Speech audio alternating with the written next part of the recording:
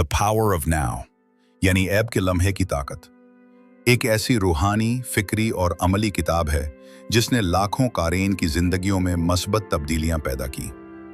इस किताब के मुसन्निफ एकहार्ट टोले ने इसे महज फलसफा या थ्योरी नहीं बनाया, बल्कि एक ऐसा अमली रहनुमा बना दिया जो इंसान को ज़हनी गुलामी, माजी की पिछताओं और मुस्तकबिल के खौफ से निकालकर मौजूदा लम्हे में जीना सिखाता है।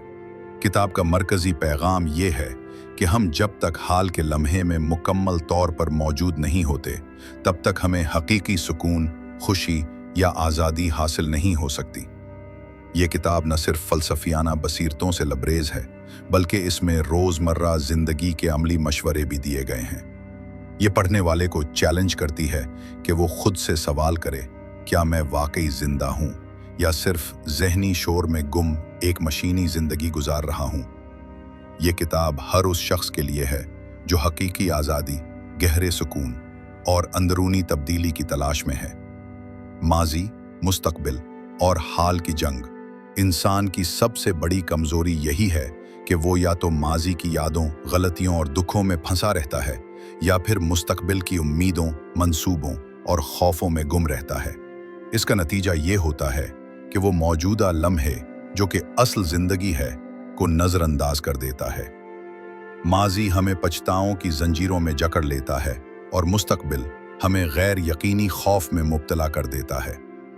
एकहार्ट टोले कहते हैं कि माजी सिर्फ यादों का एक ज़ख़ीरा है जो गुजर चुका है और अब उसकी कोई अमली हकीकत नहीं।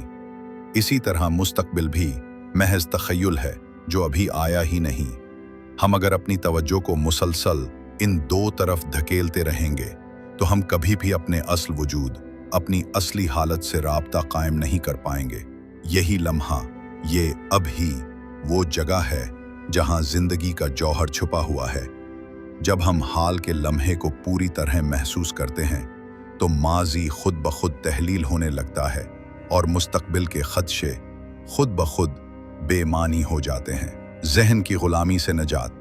इंसान का जहन बहुत ज़बरदस्त आला है, मगर अक्सर लोग इसके गुलाम बनकर जिंदगी गुजारते हैं। सोचें, खदशे, यादें और परेशानियां उनके जहन में मुसलसल घूमती रहती हैं और वो उन्हें हकीकत मान लेते हैं। जहन मुसलसल तज्जिया करता है, सोचता है, तखमीना लगाता है, मगर ये अमल अक्सर हद से बढ़ जाता है और इंसान जहनी बेचैनी, बेसुकूनी और उलझन का शिकार हो जाता है। मुसन्निफ हमें सिखाते हैं कि हम अपने जहन की सोचों से अलग भी हो सकते हैं। हम उन सोचों के मुशाहिदा करने वाले बन सकते हैं, बजाय इसके कि हम हर ख्याल के पीछे दौड़ें। जब हम ये शऊर हासिल कर लेते हैं कि हम अपने ख्यालात नहीं बल्कि ख्यालात के पीछे मौजूद शऊर हैं, तब हम जहनी सुकून, खामोशी और अंदरूनी सुकून हासिल करते हैं। यही शऊर कि हम मुशाहिदा करने वाले हैं हमें जहनी आज़ादी देता है। हम अपने ख्यालात के आसमान पर उड़ते बादलों की मानिंद उन्हें आते जाते देख सकते हैं।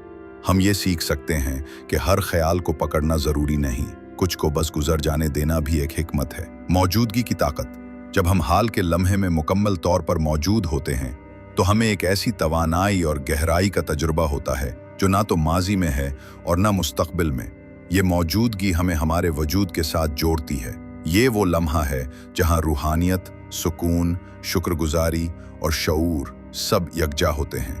एकहार्ट टोले कहते हैं कि मौजूदगी एक जीती जागती कैफियत है जो हर लम्हे मयस्सर हो सकती है अगर हम उसे अपनाने का फैसला करें। जब हम चाय का कप पीते हुए सिर्फ चाय के जायके पर तवज्जो मरकूज करते हैं, जब हम चलते वक्त सिर्फ चलने की कैफियत को महसूस करते हैं, तब हम मौजूदगी में होते हैं। ये कैफियत मामूली लग सकती है, मगर यही मामूली चीज़ें रूहानियत के दरवाजे खोल सकती हैं। दर्द का जिस्म, पेन बॉडी क्या है? एकहार्ट टोले एक ख़ास इस्तिलाह इस्तेमाल करते हैं, पेन बॉडी यानी दर्द का जिस्म।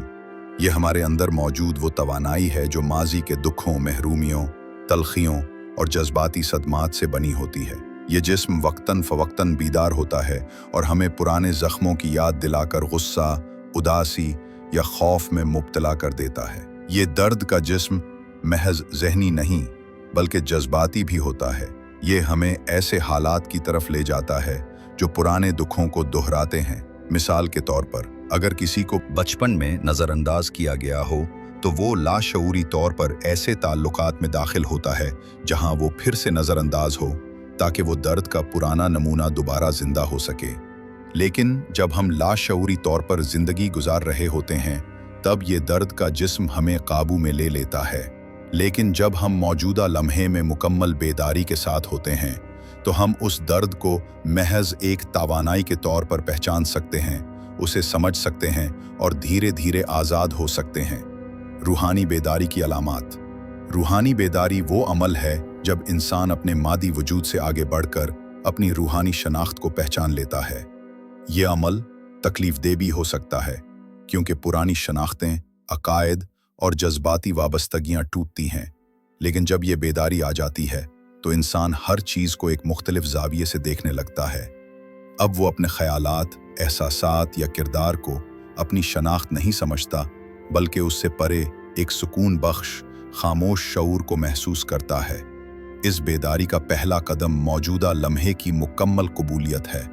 रूहानी बेदारी का मतलब ये नहीं कि इंसान हर वक्त खुश या मस्बत रहे, बल्कि ये है कि वो हर हालत में शऊर के साथ मौजूद हो, चाहे वो खुशी हो या गम, कामयाबी हो या नाकामी।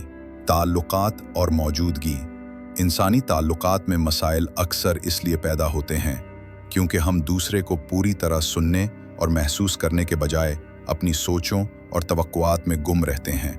इकार्ट टोले के मुताबिक, जब दोनों अफराद हाल के लम्हे में पूरी बेदारी के साथ मौजूद हों, तो ताल्लुकात में हकीकी मोहब्बत, कबूलियत और हम आहंगी पैदा होती है।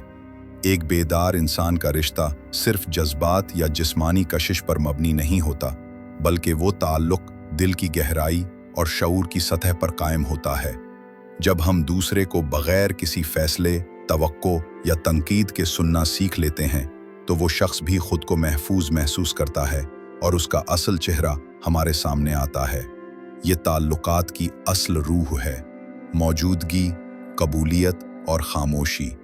मसाइल का हल मौजूदगी में। हम अक्सर सोचते हैं कि मसाइल का हल ज़्यादा सोचने, मंसूबाबंदी करने या परेशान होने में है, लेकिन इकार्ट टोले कहते हैं कि असल हल सिर्फ मौजूदगी में है।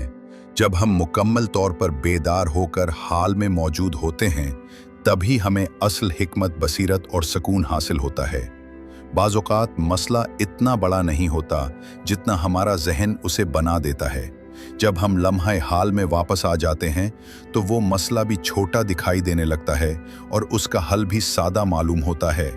शऊर में आकर हम फैसले बेहतर लेते हैं, रिश्ते बेहतर निभाते हैं और ज़िंदगी को ज़्यादा सच्चाई और हमदर्दी के साथ जीते हैं। जिस्म के साथ जुड़ना।